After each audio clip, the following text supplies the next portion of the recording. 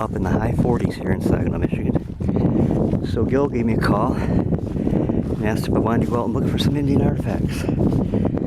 So that's what I'm doing today, because it is beautiful. I know it won't stay around, no it won't last, but I'll take it while we can get it. So anyways, as I find things, if I find anything, I'll get back on here, or the spot where we found it last year. See that big tree in the distance? It's out from there. If there's pottery there today, it should be fairly easy to find, because when everything's wet, like it is today, the pottery kind of stands out. So instead of continuing to jerk this camera around and make myself and you motion sick, I'll get back with it. This is where the pottery was last fall, and I don't see a single shard. Disappointing, because this is really a bitch to walk through. My shoes covered with mud. But anyways, I'm gonna head to another part of the site now. Talk with you in a bit.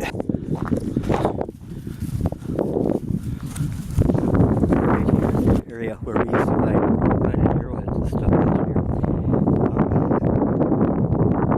The farm field has been tilled since then, and what I'm seeing is a whole lot of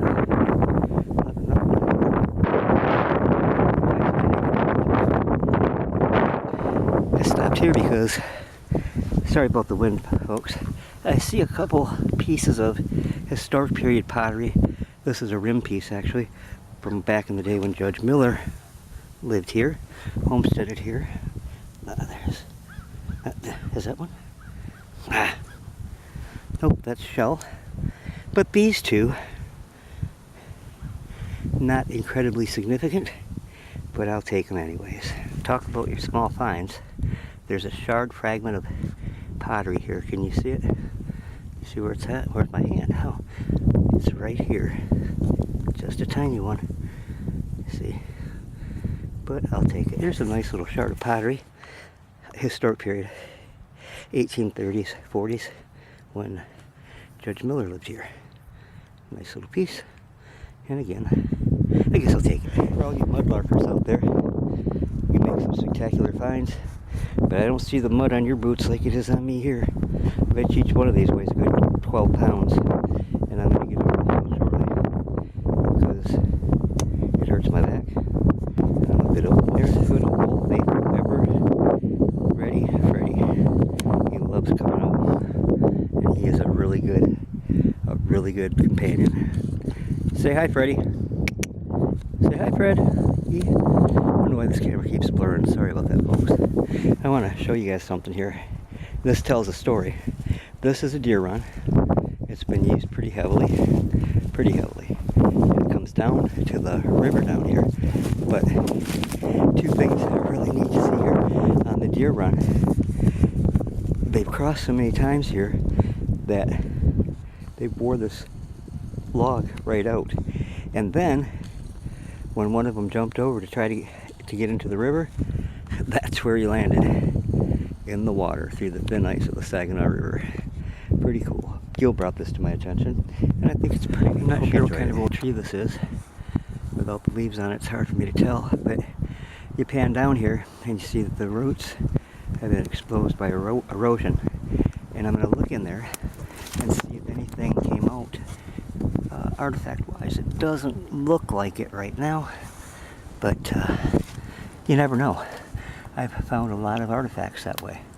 I don't look like it's going to happen that way today. You get stuck out there and you can't come back. You're just pissed off, you know? There is a good stream of water there. See that? Yeah. Mice can swim though, can't they? I think. I think so too. I think he's having a ball. That's funny.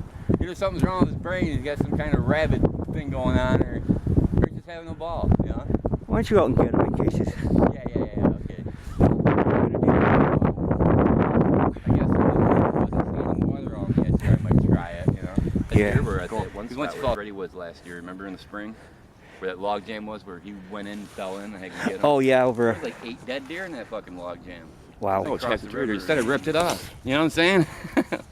I'm still a little green behind the ears, even though I've been at it for years. Oh, is that the Chapman? Pretty That's little the one. piece I That just would be picked river up. shells, wouldn't Yeah, not real old, but I'm gonna take it home and try to do something with it. The ground here is littered with it? stuff. Another terrarium. Is there? You don't want another one, do you? Yeah.